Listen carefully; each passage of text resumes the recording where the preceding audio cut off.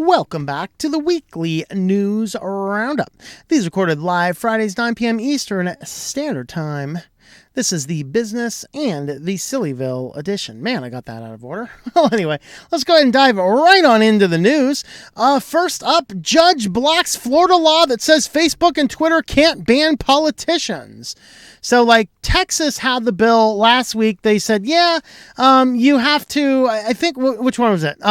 In Texas, they're allowed to enforce it while it goes through the appeals process, basically saying, you can't ban somebody off the social media platform because you don't like what they say. You have to have a solid set of standards and adhere to it objectively. In this case here, this is just more nonsense.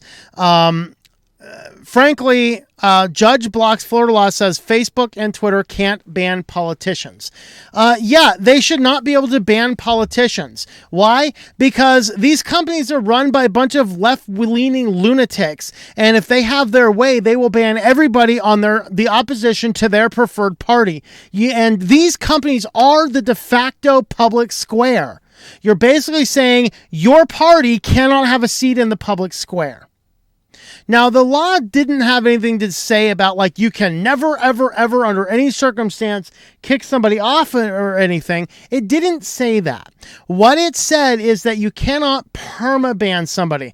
So if a politician did actually engage in an actual, objective, legitimate violation, there is a degree for some type of banning or forced remove of some of the content. But in this case here, the judge says that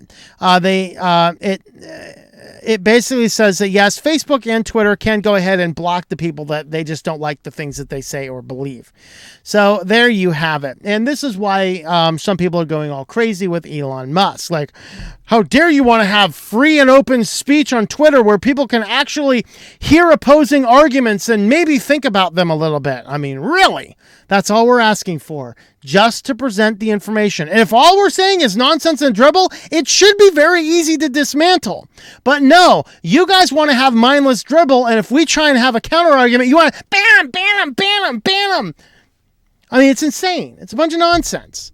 I'm triggered. I have PTSD because that guy posted an opinion I didn't like. Oh, my Lord. Oh, the humanity of it all. I'm telling you, people whine louder than 3-year-old hungry toddlers. Well, Windows 11 is getting an easy way to restore apps to a new PC. Kind of like the same way that Apple does. You go sign into your Microsoft account and you have all your apps in there. They did actually mention some good applications of this. People who, for example, do a lot of testing in VMs and using the same type of Office suite or development suite. You can create one login and then deploy that login across a variety of VMs. That's good. For the basic consumer, if they're the basic normies that put everything on Microsoft, sure, you can do that. Of course, it only applies to the apps that are in the store, but hey, whatever that happens to be. In my opinion, I'm not I don't know. The less information Microsoft collects, the better. I don't really have much of a dog in this fight. I don't use Windows 11. I don't plan on using Windows 11. So we'll just kind of see what happens with that. But if you do happen to use Windows 11, you do have a way to restore your apps to a new PC easily. Zotac. I kind of want to try one of these guys out. I want to see if I can get some form of Linux running on this. This looks awesome. I gotta say, this looks awesome, especially with my micro screen. I have a micro LCD touch screen. That would be cool. But this is a minuscule Windows 11 Pro desktop PC, only slightly bigger than your phone. I really want to get one of these things and install Linux on it. I mean, look at this thing. It's about the size of an external hard drive. It has an Ethernet port. There's an SD card reader. Looks like 2 USBs. This is your power. And then we have, is this a headphone jack, I think? HDMI and a DVI, and this might be a USB-C. I can't see what that last port is over there. So let's see. We do not have pricing on this one yet. The older version of this running Windows 10 was $230. Man, I might have to look into these things. This looks kind of fun. But yeah, absolutely. Broadcom is going to pay $61 billion to become the latest company to acquire VMware. Why don't they just solve world hunger instead? Oh, wait, hold on. I forgot I'm not on the View right now. But anyway, VMware, of course, is a big virtualization company. They do a lot of your commercial level virtualization systems. A lot of your commercial level hosting platforms are all running on VMware. Broadcom, of course, a big chip manufacturer, and Broadcom is absorbing VMware. Now, some people have suggested, why don't you use VMware for your tutorials and things? Well, the reason is licensing. You can use VMware for free for personal use. But if I were to do a video with it on a monetized YouTube channel like we have, that counts as commercial. I would have to buy a commercial license. Why would I want to do that? VirtualBox works, and if VirtualBox doesn't, GnomeBox works. If GnomeBox doesn't work, there's a few other ones out there that work as well. And so, this is, I don't know, this is one to keep an eye on. Is this going to be better or worse for either of these two companies? I think it's just that Broadcom wants to get involved in a lot more technologies, and this gives them a door into the largest cloud computing platform that there would happen to be. And on to our final story, Proton Mail rebrands and unifies the product lines. So there was Proton Mail, there was Proton VPN, there was Proton Files, there was Proton Calendar. Now they are all in one. There is still the free tier, which I think is like 1 gigabyte of space. Not a ton of space, but not bad for something that's free. Of course, you can sync your mail, your calendar, your drive, and a VPN all in one service. They also have some paid tiers for people who want to use the paid tiers that gives you quite a bit more data. And some people like the Office Suite integration. Some people don't. Proton generally is a company that is reasonable, trustable.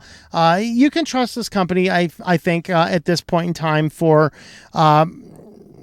being private with your data.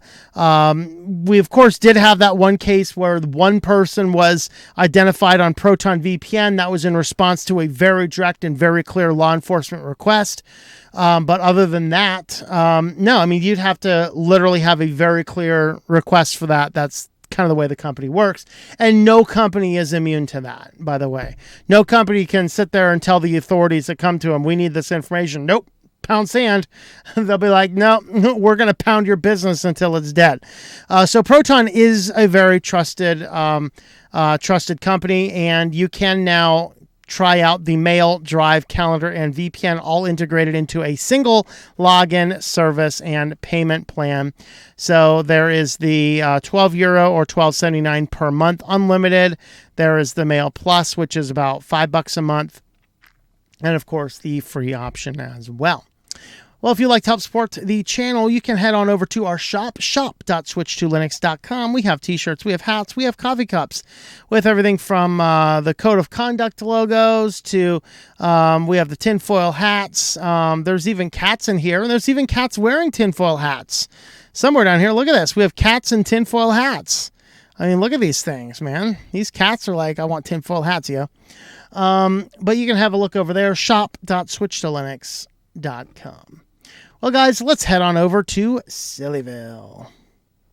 All right, so first up, Google Hardware's latest weird defect is the deteriorating phone case. And I wonder if I have a phone case that is oddly transparent yellow, and I thought that was supposed to be that way. I ordered a used phone for parts. It came wrapped in one such case, and I just thought that's the way it's supposed to look. So, I don't know. Was that supposed to be a clear case? Hold on. It's right over here. Let me find it. Yeah. Is this supposed to be a clear case? I mean, it's transparent, but it's always been kind of yellowish. I always thought it looked really cool. If it was supposed to be clear, I didn't care. I mean, I like that look of it.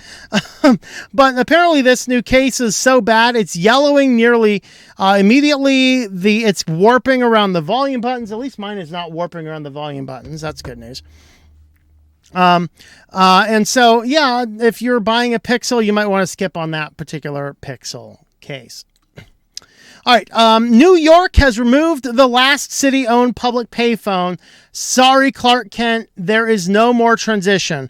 But I'm sure somewhere in New York City, you will be able to find a transition closet to transform in. So the city is not completely doomed yet. But we'll see. But yeah, the last city payphone was in here. One of the things they did say in the article, which was funny, I didn't know this, but way back it was like, when was it? Okay, it was 2012. They announced a pilot program to replace some of the payphones with internet-connected touchscreen kiosks. 8 months after launch, the city was forced to disable the web connectivity on the units because they were attracting large crowds that engage in inappropriate behavior, including using the kiosks to watch porn. Well, who'd have thought that would have happened? Somebody wasn't thinking about human nature in New York City 10 years ago. All right, that's exciting. And this startup wants to store Earth's important data on the moon. Okay, saving Earth's data one byte at a time.